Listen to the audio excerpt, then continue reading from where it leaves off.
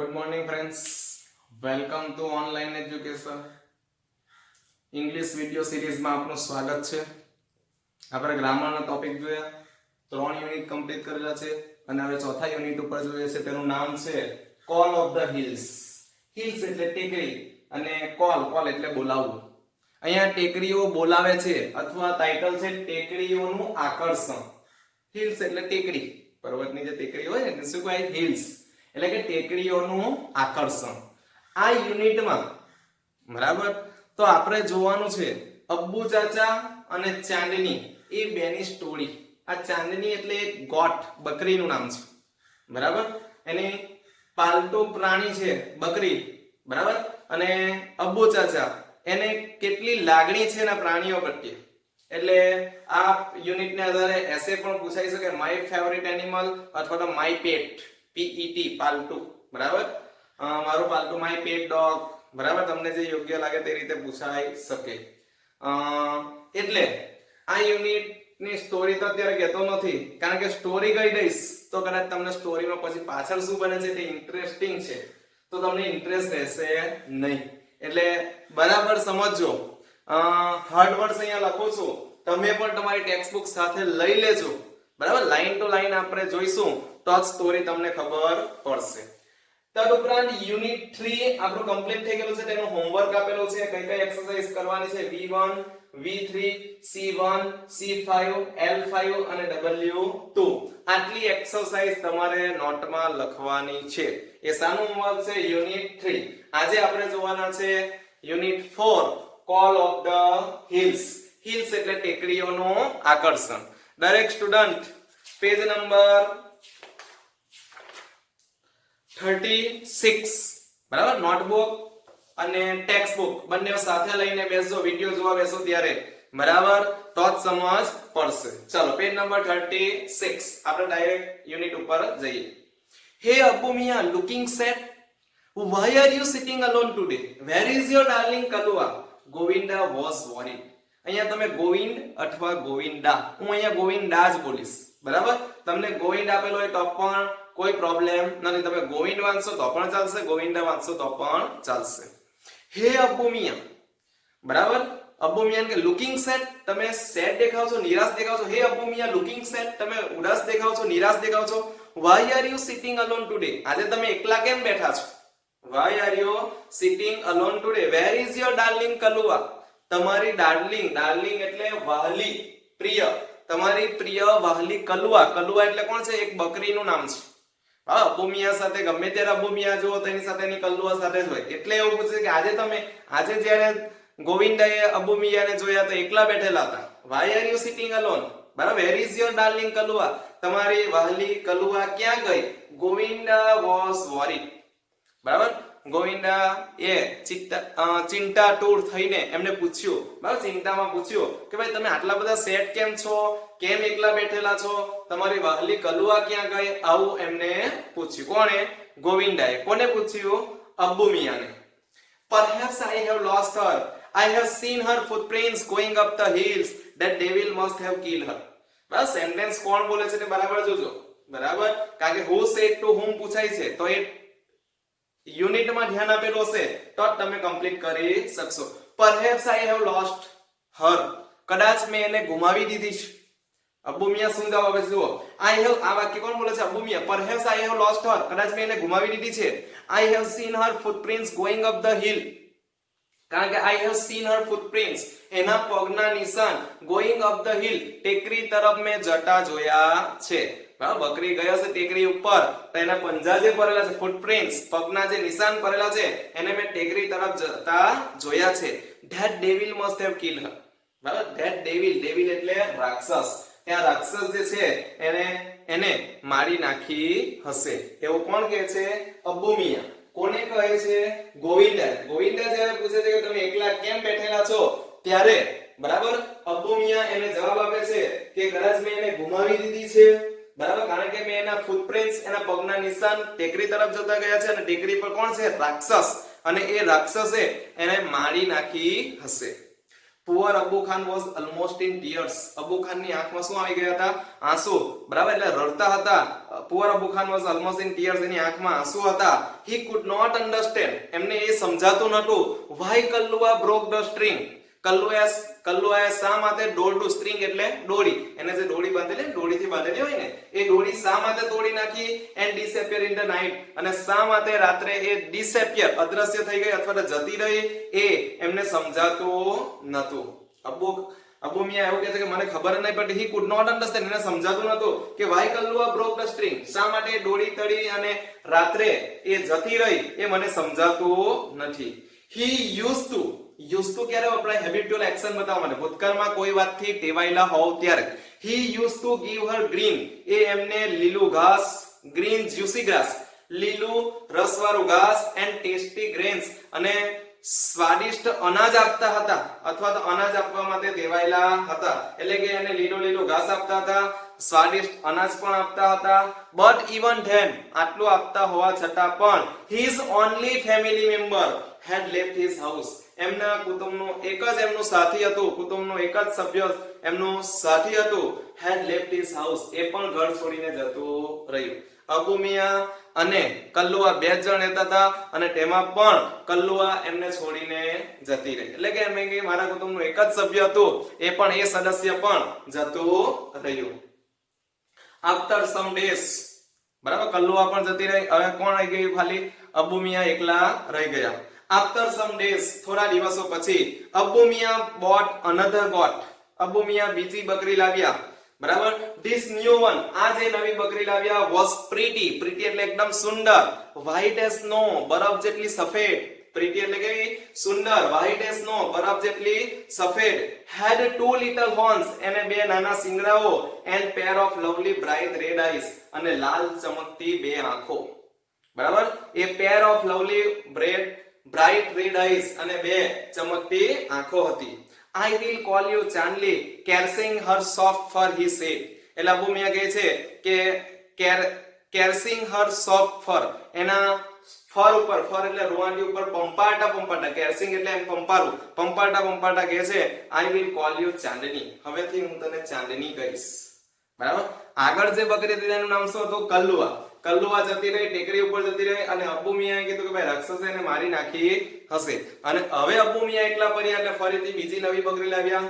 બરાબર, એનું નામ શું કહેશે? I will call you ચાંદની, હવેથી હું તને ચાંદની કહીશ. એટલે બીજી બકરીનું નામ છે ચાંદની. One fine morning his neighbor Govinda appeared. બરાબર, એક ખુશનુમા સવારે ફરીથી એનો પડોશી નેબર જે હતો, કોણ? ગોવિંદા કોણ હતો? એમનો પડોશી હતો. એ ફરીથી આવ્યો, ફરીથી ત્યાં મુલાકાત થઈ. કોની સાથે? અબુ મિયા સાથે. He saw Abu Miya talking to his only family member, એને ગોવિંદા જે હતો એને અબુ મિયાને એના કુટુંબના સભ્ય સાથે, એટલે સદસ્ય, કોની સાથે? ચાંદની સાથે વાતો કરતા એને જોયા. હે અબુ ચાચા, you look happy and healthy, how is life now? એટલે ગોવિંદાએ પૂછ્યું કે હે અબુ ચાચા, you look happy and healthy, તમે એકદમ ખુશ અને હેલ્ધી, બરાબર, સ્વસ્થ દેખાવ છો. how is life now, હવે તમારું જીવન કેવું છે? બરાબર, અત્યારે અબુ ચાચા એને કેવા દેખાય? ખુશ. એટલે એને પૂછ્યું કે how is life now, હવે તમારું લાઈફ કેવું ચાલે છે? I am the happiest person Govinda. બરાબર, શું કહે છે? I am the happiest person Govinda, હું સૌથી સુખી વ્યક્તિ છું.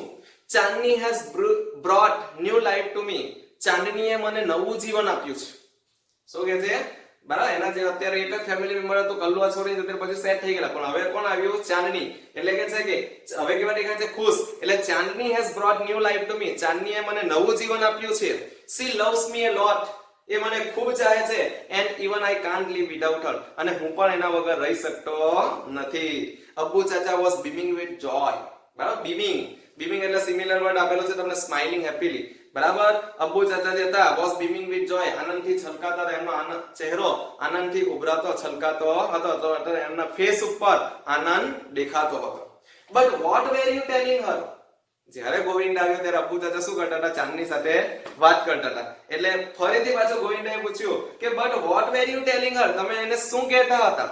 તમે એની સાથે શું વાતો કરતા હતા? I saw you talking with your darling, કારણ કે મેં તો તમને તમારી ડાર્લિંગ એટલે શું? વહાલી સાથે તમને વાતો કરતા જોયા, મેં તો તમને ચાંદની સાથે વાતો કરતા જોયા. Oh yes, હવે કોણ કે જવાબ આપે છે?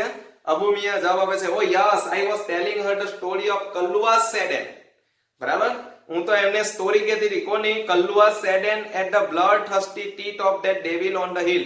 ટેકરી ઉપર પેલો જે રાક્ષસ છે, લોહીનો તરસ્યો જે રાક્ષસ છે એના મોઢે, બરાબર, કલ્લુઆનો જે અંત આવ્યો, કલ્લુઆની જે દુઃખદ અંત આવ્યો એ સ્ટોરી હું ચાંદનીને કહેતો હતો. બરાબર, શું કહેતા હતા? I was telling her the story of Kallua's સેડન. કલ્લુઆનો અંત કેવી રીતે આવ્યો એ સ્ટોરી હું કોને કહેતો હતો? તો કે ભાઈ ચાંદનીને કહેતો હતો.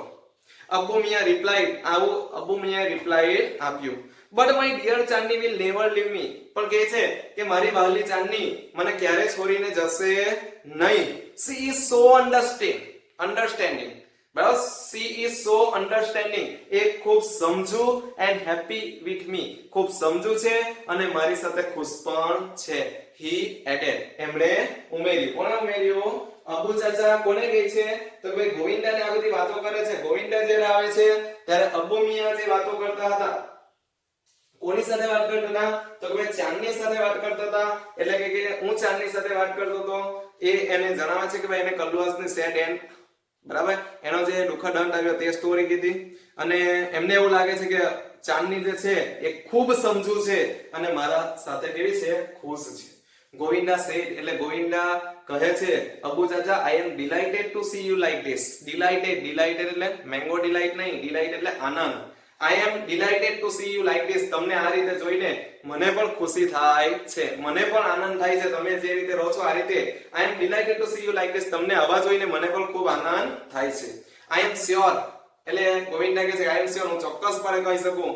ચાંદની will accompany you till your last breath. Chandni તમને લાસ્ટ બ્રેથ, છેલ્લા શ્વાસ સુધી તમને એકોમ્પની એટલે સાથ આપશે.